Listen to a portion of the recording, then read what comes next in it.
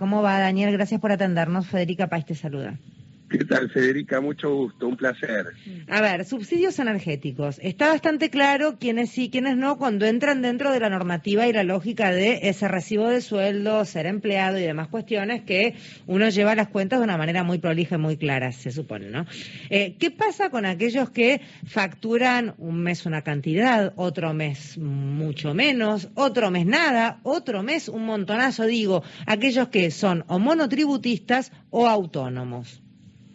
Sí, ahí yo separaría, en cuanto al universo de contribuyentes, son muchísimos más los monotributistas, hay distintas estadísticas, pero yo me baso en las últimas de los cambios fiscales que hubo para estos contribuyentes, y se hablaba que son más o menos 4 millones los monotributistas y muchísimo menos los autónomos. Por eso digo de separarlos, y porque también el inicio de ingresos, la referencia que pueda tener el gobierno, más allá de la mejor sugerencia, que es completar el formulario, eventualmente con el pedido al fines del subsidio, pero es cierto, no hay ingresos lamentablemente garantizados de manera mensual, como por ahí lo tiene sí un empleado en relación de dependencia o jubilado. Y a nivel registral, más allá de la realidad de cada caso, fíjate que el monotributista tiene que hacer una factura que en general es hoy por hoy electrónica, con lo cual el gobierno, el fisco, tiene la información quizás por mes vencido de lo que cada una factura. Pero en el monotributo, uno semestralmente tiene que categorizarse en función de los ingresos del semestre anterior. Con lo cual, yo creo que hay una referencia muy cercana, que es por lo menos el rango de ingresos al que responde la categoría en el que ese contribuyente reviste. Ahí el fisco, el gobierno tiene un dato muy cercano y muy preciso, más allá de la suerte que pueda tener ese contribuyente de facturar un mes más, un mes menos, o lamentablemente quizás un mes no facturar nada, ¿no? Pero en cualquier caso, la recomendación, la que he escuchado, incluso el propio gobierno lo ha dicho, es uno poner los niveles de ingresos que tiene o que estima va a tener en forma mensual, más allá de que eso puede darse. Pero es que eso no es que ese no es el, Daniel, eso es absolutamente imposible en algunos casos. Si yo esto lo tuviera que hacer, por ejemplo, personalizo, si yo esto lo tuviera que hacer en enero, tengo el subsidio. ¿Se entiende? Si a lo mejor me toca no sé, ojalá me pase, en un mes en donde facturo mucho por cuestiones que son extras, que tienen que ver a lo mejor con algún evento, con cuestiones que tienen que ver con el oficio del conductor, no me toca. Entonces, depende del mes que me haya tocado inscribirme, me tocaría o no me tocaría. Digo, ¿no hay algo más macro para entender el cálculo que hay que hacer? Sí, es buena tu inquietud, y mucho más cuando, si a vos te afecta, hay muchísimos otros que de la misma manera seguramente le va a pasar lo mismo, porque el formulario, que ojo, no es mi especialidad los subsidios, y lo he visto precisamente a raíz de las consultas que me han hecho al respecto, más estoy en los temas fiscales, pero creo que dice ingreso mensual de bolsillo. Bueno, es muy difícil desde ya, y más en situaciones como la tuya, tener esa referencia, porque habría que tomar un promedio mensual, si acaso, para que eso no sea que un mes te corresponde y un mes no. Sí, no lo hagamos personal, digo, hay un montón de laburantes independientes que pasan por esta misma situación, desde electricistas que de repente agarraron una bruta obra un mes y entonces tienen un muy lindo número, y a lo mejor los 2 meses siguientes no llegan ni al básico para no llegar a la línea de pobreza, digo, y en general el laburante independiente lo que hace es, ese mes que cobra mucho, lo guarda porque sabe que a lo mejor vienen 3 meses donde no cobra lo mismo. Esa es por eso te decía la referencia del monotributista, que es un promedio, en definitiva, en lo que hace a su categorización, porque se hace en forma semestral, pero con el parámetro siempre de los últimos 12 meses. Por lo cual ahí tenés, sí, una buena referencia al promedio, porque en un caso como el tuyo y el de muchísimos más, que un enero puede cobrar 100 y en febrero de repente 80, y después resulta que marzo, abril es temporada baja, no sea el mismo nivel de ingresos, bueno, en el promedio es que se va a adecuar a la categoría del monotributo que le corresponde. Y esto es lo que están diciendo, que se va a tomar la referencia del parámetro o rango de ingresos de la categoría del monotributo en que ese contribuyente reviste, más allá de la información que uno vuelque en el formulario, el gobierno va a tomar esa referencia, y eso sí que es un buen promedio. Sí. El autónomo, en cambio, tiene, que son un universo mucho menor de contribuyentes, porque habla de 150.000, 200.000 en algunos casos, de contribuyentes que son autónomos. Fíjate que son recién en caso de profesionales u oficios, solo los que superan un determinado importe de facturación.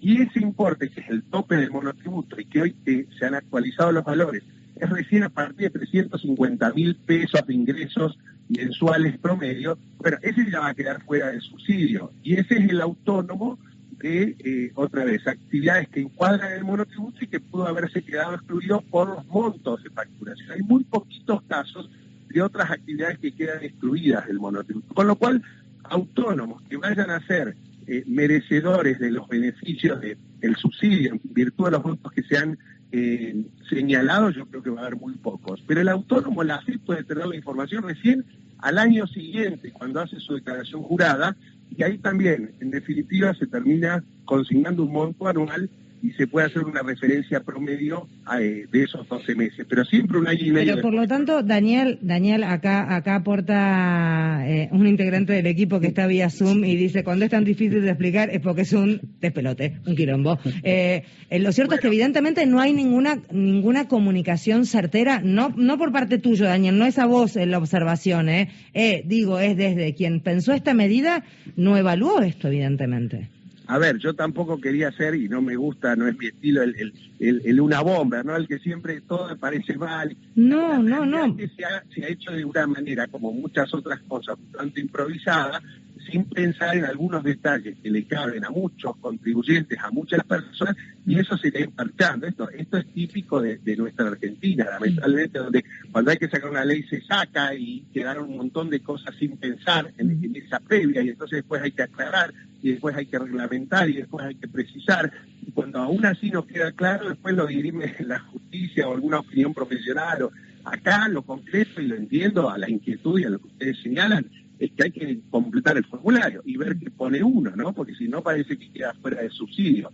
Yo lo que creería, si no hay, y otra vez no es mi especialidad ni mi métier, pero si no hubiera aclaraciones, que yo las busqué precisamente para poder contestar, intercambiar opiniones con ustedes con mayor precisión, y aclaraciones no hay ninguna por parte del gobierno todavía hoy de esta situación. Entonces, se dice que se va a tomar la información que aquí tiene en esto de los monotributistas y las categorías, y la sugerencia de que uno complete el formulario de la mejor manera que lo estime. Yo lo que haría, ingreso mensual de bolsillo, tomaría un promedio. Sin lugar a dudas, tomaría un promedio. ¿Un promedio, entendiendo que de hoy 12 meses para atrás? Bueno, una referencia. Es en definitiva, en la medida que uno no falte a la verdad, y aunque le pueda errar en la estimación, nadie le va a cuestionar después si eran 100 y fueron 115. Sí le van a cuestionar si puso 100 y resultó que eran 5.000. Pero por eso, ¿no? para aquellos que están escuchando, ¿cuál sería el parámetro? Digo, ¿qué meses tomamos como referencia para hacer un promedio? Yo tomaría quizás, si la actividad es estacional, si hay picos, o aún si no los hubiera, yo tomaría un promedio de los últimos 12 meses, tal como es, por ejemplo, la recategorización del monotributo. Entonces, es una buena referencia tomar los últimos 12 meses, que son datos de la realidad, aun cuando, fíjate, con los niveles de inflación que tenemos hoy también, esos valores van quedando muy viejos, y quizás hoy cobra alguien 1.000 por algo que es el mismo servicio que cobraba. Pero por eso el criterio sería, Daniel, de julio a julio para atrás. Por ejemplo, no hubiera ninguna aclaración en ese sentido por parte del gobierno, que ha ido aclarando algunas cosas precisamente porque en la celeridad o imprevisión con que se salen estas cosas no se tuvo en cuenta. Si no la hubiera, yo tomaría los últimos 12 meses, como vos decís perfectamente, julio, para tomar un parámetro de referencia. Daniel, ¿cómo estás? Nazarena Lomagno te saluda. Ayer consultando con la propia Secretaría de Energía, había cuestiones, hablando de medidas que todavía falta hilarlas fino, ¿no?